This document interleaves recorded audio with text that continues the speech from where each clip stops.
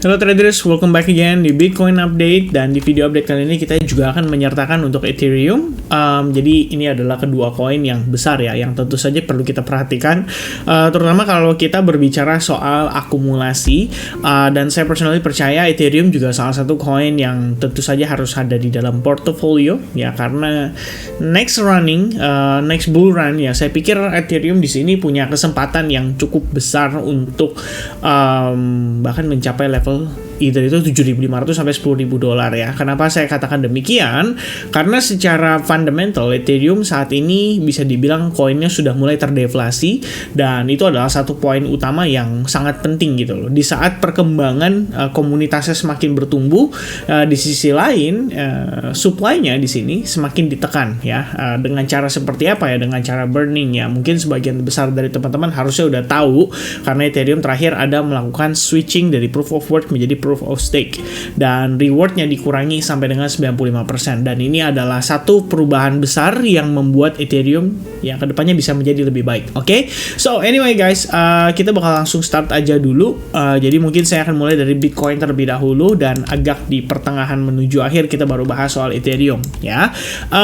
Untuk Bitcoin, ini masih sama dengan situasi yang saya sebutkan, yang saya mention kemarin, more or less-nya, bahwa kita bisa melihat ini sebagai sebuah opportunity untuk melakukan akumulasi, dan teman-teman silakan pilih ya, istilahnya key level mana yang Anda akan gunakan sebagai penempatan entry kalian untuk si spot account ya.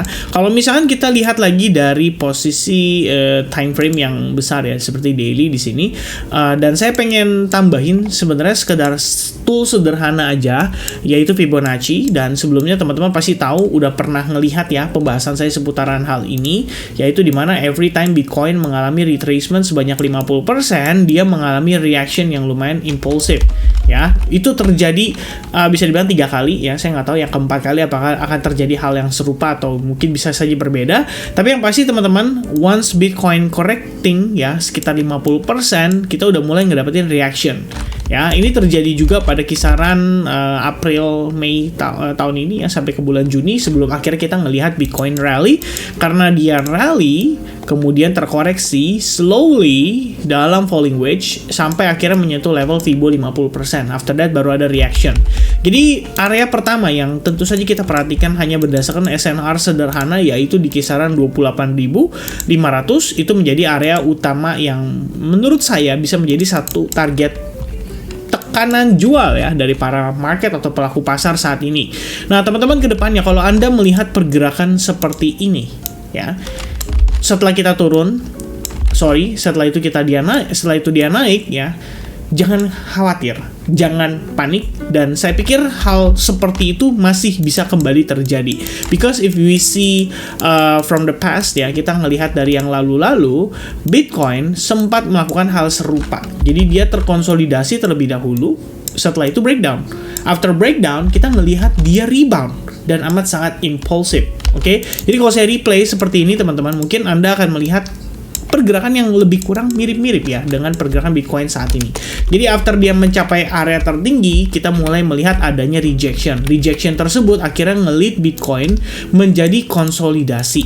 Ya, setelah konsolidasi tidak lama berselang kita ngelihat dia mulai breakdown. After dia breakdown, kita nggak langsung turun, tapi kita malah naik lagi. Dan ketika mungkin banyak orang berpikir bahwa it's about time to go up again ya, untuk rally lagi, ternyata teman-teman itu adalah fake out-nya yang menyebabkan Bitcoin setelahnya mengalami koreksi secara bertahap sampai akhirnya menyentuh level Fibo 50% ya, dari swing low here ke swing high-nya di sini. Oke. Nah, setelah itu kita lihat lagi, wah pergerakan rally cukup baik, cukup bagus, cukup signifikan, and then dia mulai terkonsolidasi lagi ya. Pada pergerakan di sini kita mulai ngelihat dia ada terbentuk konsolidasi, breakout, and then after breakout kita lihat teman-teman, Bitcoin kembali mengalami rejection ya. Rejection ini lumayan amat sangat signifikan. Nah, mungkin di sini kita akan berpikir, wah ini kayaknya ya udah akhir dari segalanya ya. Bitcoin akan kembali lagi ke 22.000, ke 19.000, 13.000 dan seterusnya. Ternyata enggak loh teman-teman. Tapi kita malah rebound. Orang berpikir inilah saatnya untuk rally kembali karena ini adalah higher high, higher low, and then tiba-tiba tiba-tiba kita ngelihat, wah ini ternyata malah jadi head and shoulders ya. Dari head and shoulders orang expect akan ada koreksi yang sangat major, tapi ternyata tidak. Prosesnya malah slowly painful ya, lumayan painful sampai berbulan-bulan, lebih tepatnya di sini 2 bulanan ya, lebih kurangnya kita ngelihat proses koreksi berlangsung dalam sebuah descending channel sampai akhirnya ada breakout kembali, dan itu terjadi setelah kita testing lagi-lagi di Fibo 50%. Jadi dengan progres saat ini teman-teman, kita sudah mendapati konsolidasi ya cukup lama dan sudah mulai ada breakdown ya. So the question is, skenario apa yang akan dimainkan oleh Bitcoin saat ini? Apakah seperti sebelumnya ya, fake out ke bawah, kemudian fake out ke atas, baru dia koreksi, atau dia breakdown ke bawah and then pull back agresif tapi lanjutin proses koreksi, atau kali ini mungkin bisa dibilang langsung dump signifikan kayak gini ya. Ini ya very low chance, nggak mungkin sih terjadi kayak gitu ya teman-teman. But anything can happen ya, anything can happen. Dan this week kita punya Fed interest rate decision pada hari Kamis besok, jadi teman-teman harus waspada, terutama untuk yang pada lagi ongoing buka posisi ya. Make sure kalian harus punya risk management yang baik ya, memanage transaksi tersebut supaya tidak menyebabkan Anda mengalami loss berlebihan. Nah, breakdown dari area konsolidasi tentu saja ini menimbulkan pertanyaan juga untuk kita semua, apakah Bitcoin akan memainkan skenario yang unik atau secara sederhana pullback sedikit atau retrace sedikit dan meneruskan koreksinya sampai ke level berapa? Once again, either 28.500 atau maybe Fibo 50%, baru kemudian kita ngelihat ada reaction lagi, dan this time reactionnya mungkin siap untuk ngebawa Bitcoin break terhadap $32.000, dan mungkin waktunya bisa lama teman-teman, bisa jadi menjelang akhir tahun. Oke? So ini dia untuk time frame daily ya, skenario yang saya pengen sharing sama teman-teman. I think idenya di sini menurut saya cukup menarik karena memang pada dasarnya sudah pernah terjadi ya, dan kalau misalkan kita tahu dari historical pernah terjadi hal serupa ya, kita tentu saja harus menaruh curiga yang amat sangat mencurigakan ya.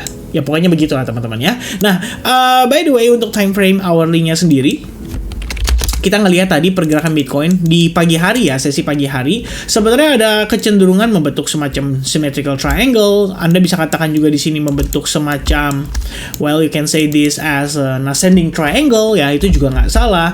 Bisa pun dibilang juga progres ini tadinya seperti sebuah bearish flag pattern ya, tapi kemudian dia berhasil breakout. Namun bagi saya sebenarnya teman-teman, ketimbang kita harus memusingkan ya pola apa yang terbentuk, kemudian kalau tidak ada pola berarti tidak ada trading, lebih baik kita concern dengan bagaimana secara struktur di sini terbentuk ya. Saya pikir kalau misalnya kita lihat pergerakan saat ini merupakan area highest sebelumnya ya, merupakan resistance yang terbentuk dan sudah 2 kali mengalami rejection pada pergerakan sepanjang sesi malam hari ini. Kemudian Anda bisa tambahkan trend line juga di bagian bawah. Nah, kalau seumpama memang ini bisa membawa Bitcoin mengalami rebound terlebih dahulu, rebound ini pun menurut saya masih ada resiko untuk kemudian nantinya membawa Bitcoin bergerak lebih rendah lagi ya. Once again, kita punya level yang tadi kita sudah marking, which is di 28.500 dan kisaran $27.900 untuk time frame daily. Jadi kalau misalkan nanti dia mengalami rebound, tapi teman-teman perhatikan nanti, oh ternyata reboundnya slow banget ya, ada apa nih, lemah banget buyersnya, dan seketika di titik tertentu atau di level tertentu Anda melihat rejection yang amat sangat impulsif. Nah ini berarti Anda sudah mendapatkan clue bahwa Bitcoin ada possibility siap untuk meneruskan pergerakan penurunannya atau pergerakan bear-nya. Oke? Ya mudah-mudahan itu bahasa yang tepat untuk disampaikan ya. Ya sekiranya seperti itu teman-teman sekalian ya. Overall saya melihat ini ya, teman-teman mungkin bisa hubungkan juga trend line seperti yang saya bahas sebelumnya. Mungkin ada orang yang cukup optimis mengatakan ini adalah falling wedge ya, itu juga nggak ada masalah. Tapi yang pasti teman-teman ingat aja ya, pergerakan sebelumnya kita pernah beberapa kali mengalami pergerakan yang amat sangat agresif dan sangat sulit untuk ditebak ya. And I think it all depends on bagaimana nanti Bitcoin reboundnya ini ya. Kalau misalkan reboundnya sangatlah korektif, slowly, dan kelihatannya buyers nggak cukup momentum ya, maka teman-teman mungkin boleh consider untuk memanfaatkan sekali lagi penurunan yang berpotensi terjadi pada Bitcoin untuk melakukan short selling. Okay? So that's my opinion on Bitcoin. And then next one, Ethereum ya.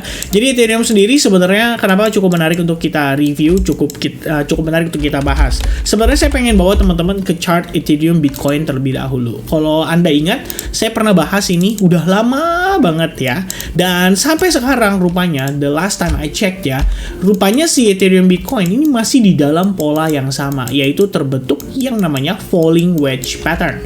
Dan menariknya lagi teman-teman, untuk pergerakan Ethereum against Bitcoin saat ini sudah mencapai level golden ratio-nya ya, di kisaran Fibonacci 61,8%. Pada pergerakan time frame weekly sekitar 3 minggu yang lalu kita mendapati Ethereum terhadap Bitcoin mengalami yang namanya bullish engulfing, dan saat ini kita sedang tertahan pada area SNR-nya ya. Jadi kalau Anda lihat dari time frame daily ini kelihatan cukup clear, kita tuh lagi bertahan lah di kisaran level tersebut, berusaha untuk break dari sana.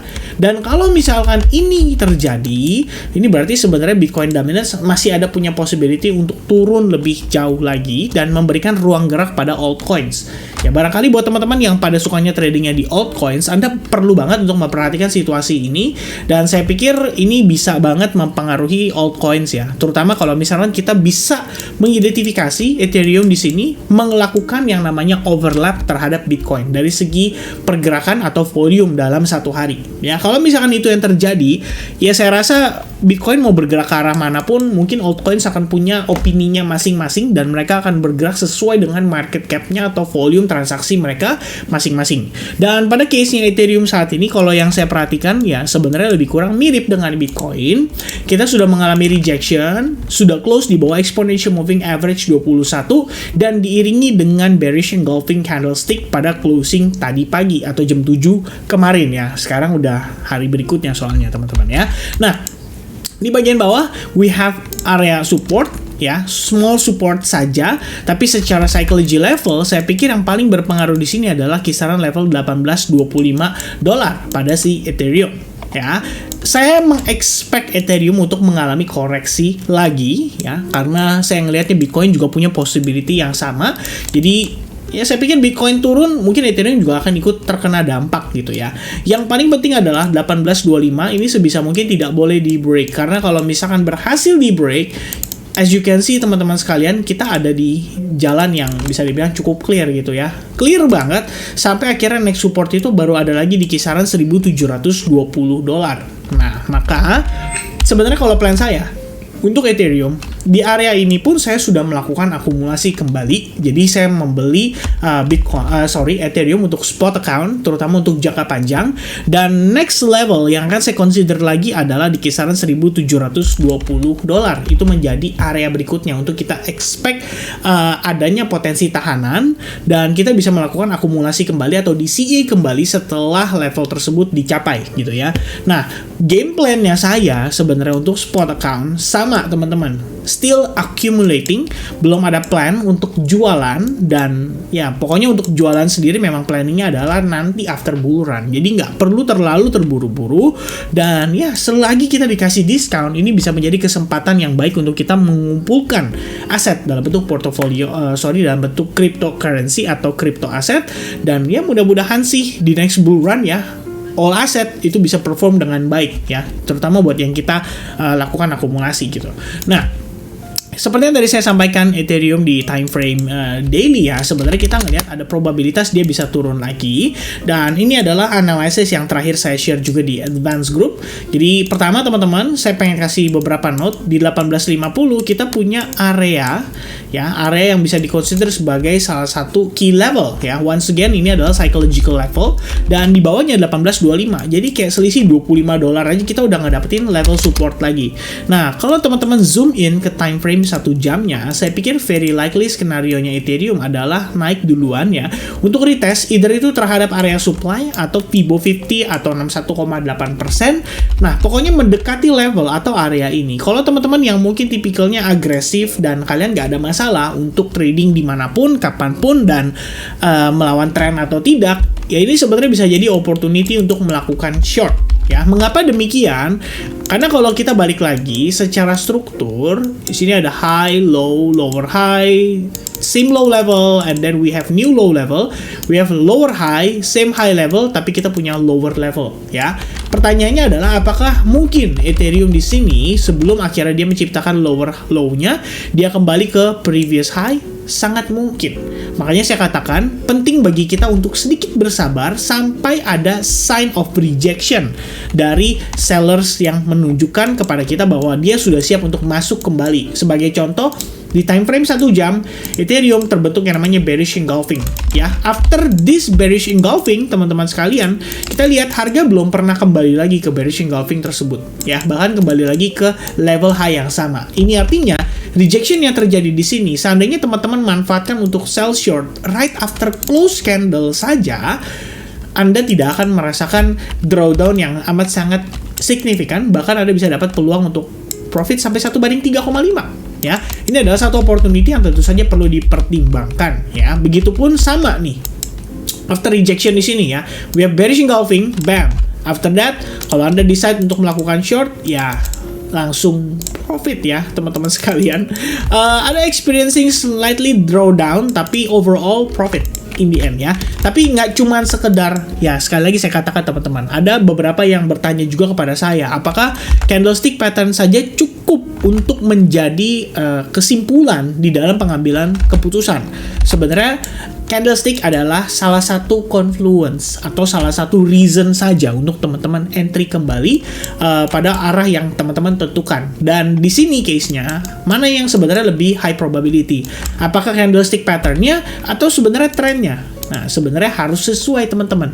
Kalau misalkan Anda lihat trennya cenderung mengalami downtrend, ya, which is we have lower high, lower low, we have another lower low, maka ketika dalam proses pullback-nya seperti ini dan Anda menyaksikan nantinya ada rejection terhadap level-level tertentu yang kita bisa antisipasi sebagai potensi lower high untuk kemudian nanti lower low, disitulah, ya, fungsi daripada candlestick pattern akan jauh lebih powerful dibandingkan teman-teman cuman ngelihat candlestick pattern aja, ya. Jadi ngelihat dari bawah, wah ini engulfing, wah di tengah-tengah ada three white soldiers, ya, di mungkin agak di tengah-tengah lagi ada three black crows, ya, macam-macam teman-teman. Candlestick pattern kalau dihafalin juga kalian akan pusing, ya.